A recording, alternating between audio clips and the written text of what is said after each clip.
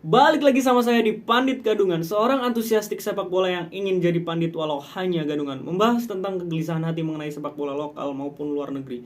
Ya balik lagi teman-teman sama saya di Hudotot, Pandit Gadungan. Jangan lupa teman-teman follow TikTok saya di Hudotot dan apresiasi YouTube Muhammad Hudoyo dengan cara subscribe, komen, like, share atau apapun itu. Di sini saya pengen menjelaskan tentang Jauhkan Selo yang pindah ke Munchen ya. Sebenarnya ini berita udah lama dari awal Februari dan akhir Januari.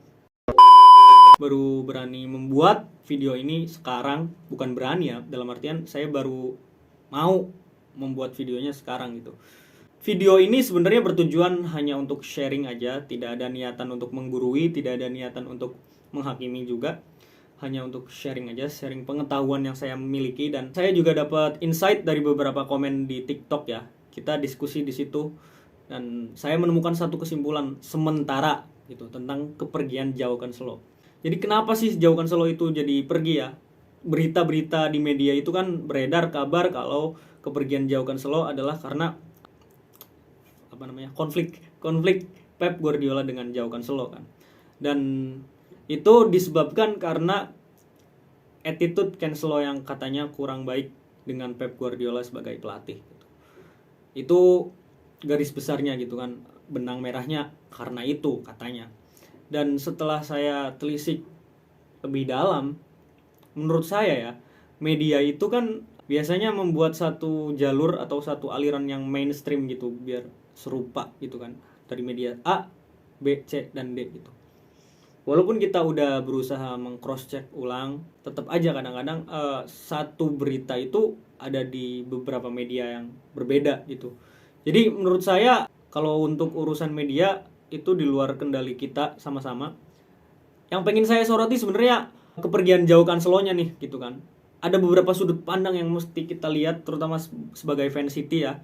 Kita jadi fans City jangan kita menyanjung-nyanjung City terus, kita juga perlu mengkritik City kalau City lagi keluar jalur atau lagi keliru gitu ya, lagi salah ya diingetin gitu, walaupun tidak akan didengar gitu ya. Ya sebenarnya ada 3 sudut pandang. Yang pertama dari sudut pandang orang awam atau supporter, mungkin melihat kepergian Cancelo dari City yang lalu itu mengejutkan banget ya. Kita kan nggak tahu karena beberapa musim sebelumnya, bahkan setengah musim kemarin, Joao Cancelo mainnya bagus banget, dijadiin andalan sama Pep gitu kan. Beberapa musim yang dulu-dulu juga diandalkan sama Pep juga gitu.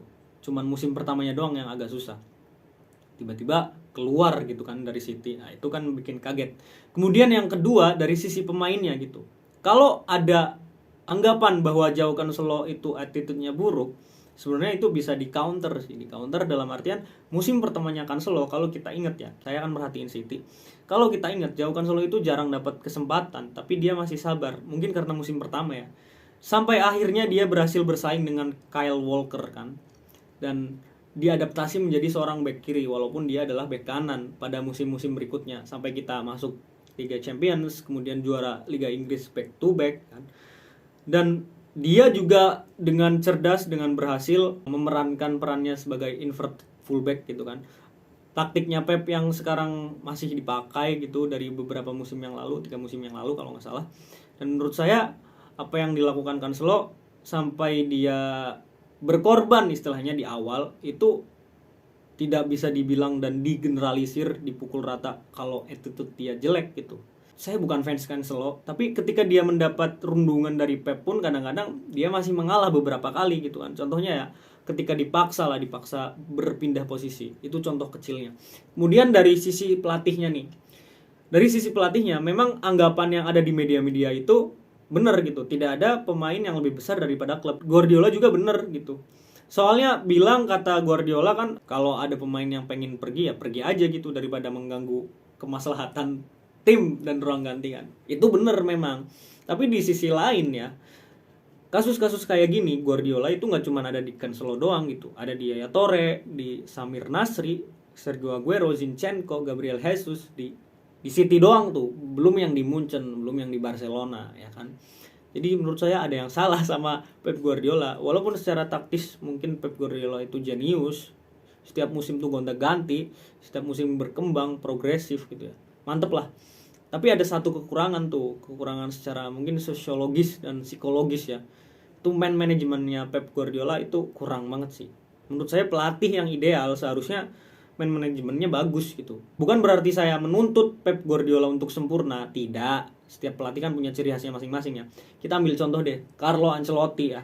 Carlo Ancelotti banyak dikata miskin taktik lah segala macam kan. Tapi hubungan dia dengan pemain itu mantep, ngebebasin pemainnya buat main gitu kan. Yang penting pemainnya ini bisa berkembang dan bisa menguntungkan tim. Mungkin gitu aja teman-teman. Mantep. Ya balik lagi sama saya di Pandit Gadungan, seorang antusias